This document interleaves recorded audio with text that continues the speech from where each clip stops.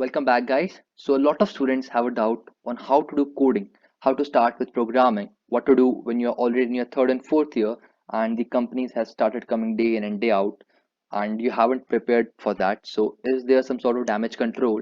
Some of you have even asked me that. So, today I have compiled the answers to all your problems in this one video. Okay, and at the end, I will share some coding tips that have personally helped me a lot. And yes, one more thing.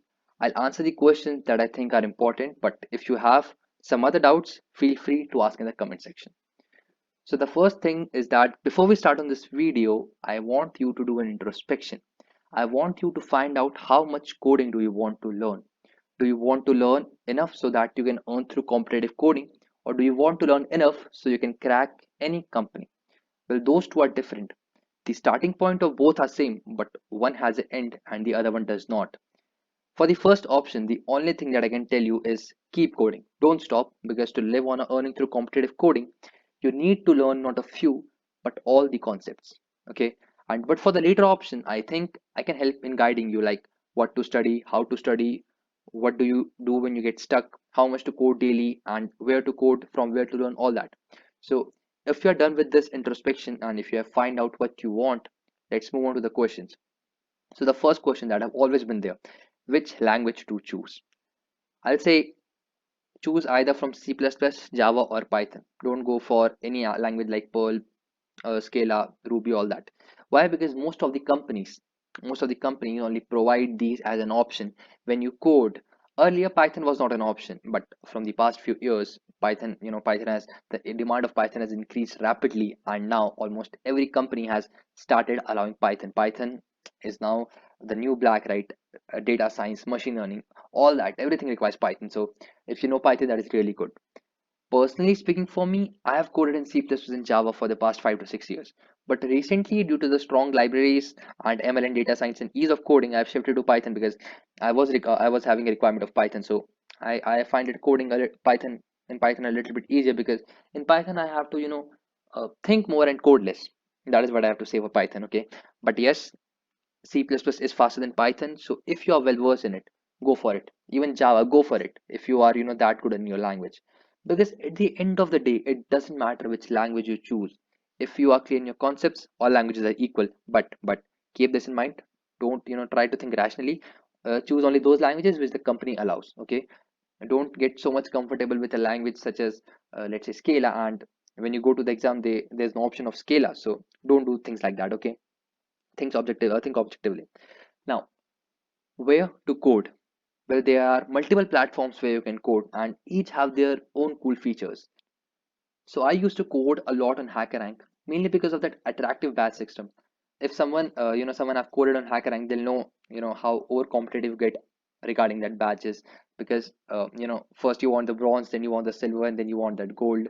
Even then you want more stars. So that is, I think, that actually makes you a little bit competitive. And if you are a beginner, I'll highly recommend it to you, because the questions on HackerRank there are these are a little bit easier than on the other platforms. Okay, so well, I've coded in Hacker Earth, and I love how they have concepts divided. And once you study a concept, you can solve multiple questions based on it. They teach you a concept, and then they'll show you that these are the questions that are based on it. So it's really good. Okay, and Lead Code, yes, I've recently started on this, and I must say that it is pretty good.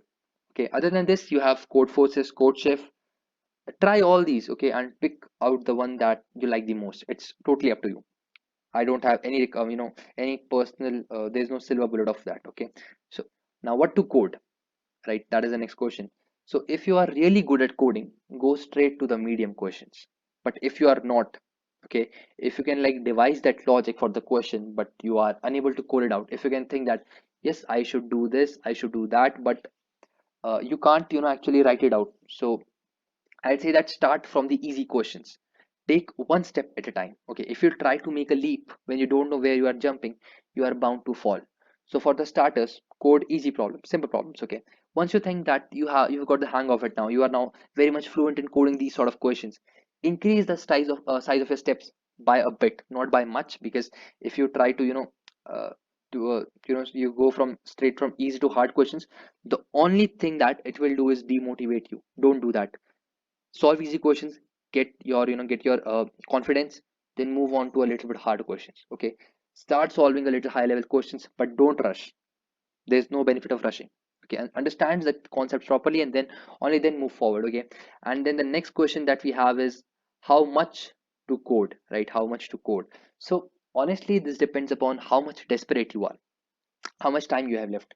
If you are in your fourth year, then I'll I'll say that you need to solve at least 10 problems daily. If you are in your fourth year and till now, because a lot of exams have been there, but you till now you haven't cracked any exams, and you till now you don't have any offer, since you're in your fourth year, then I'll say that you have to solve at least 10 problems daily. But if you have a hard time in coding, right? If you even if you're in your fourth year and you still have a hard time in coding, don't worry. Solve easy questions, simple problems. But since the quality of questions that you're solving is not that much, try to overcome that with solving more questions.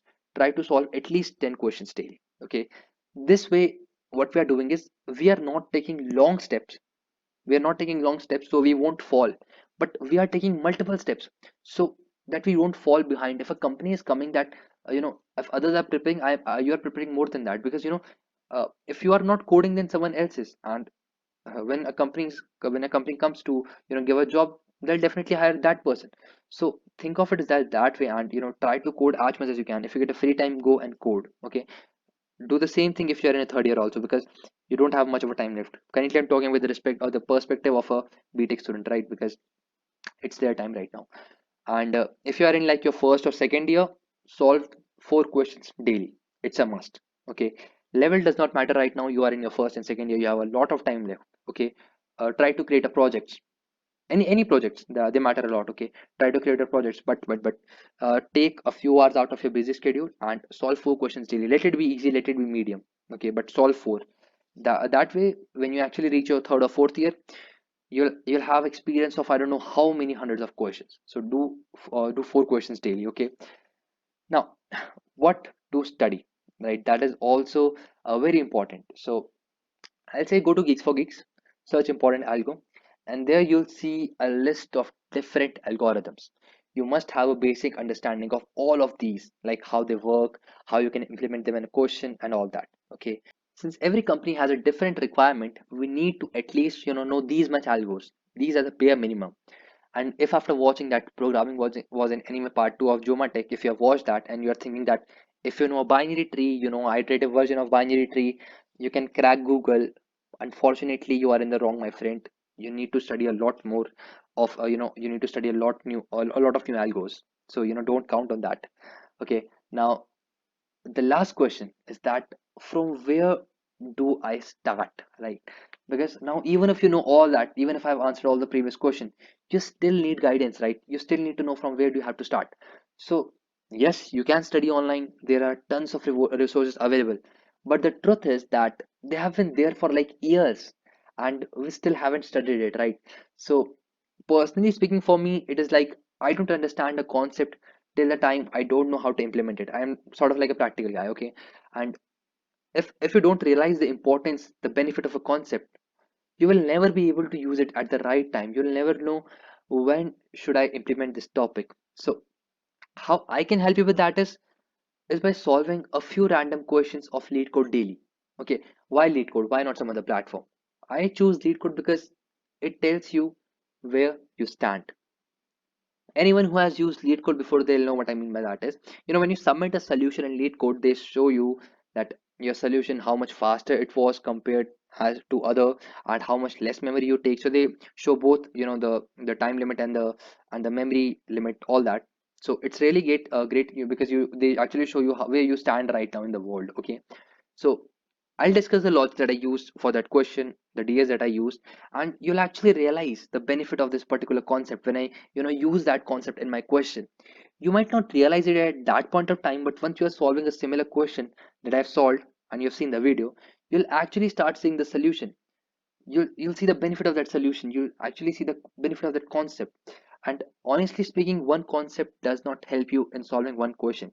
It helps you in solving at least 1,000 questions, because multiple questions are based on that concept only, right? Because there are not infinite concepts, there are limited number of concepts, but yes, there are infinite questions. Okay, so some of you some of you might already know, but we have recently started a playlist on trees, and we have already covered every important aspect of a tree, all the concepts. And yes, we will make a lot more of playlists on graph, recursion, dynamic programming, digit DP, all that.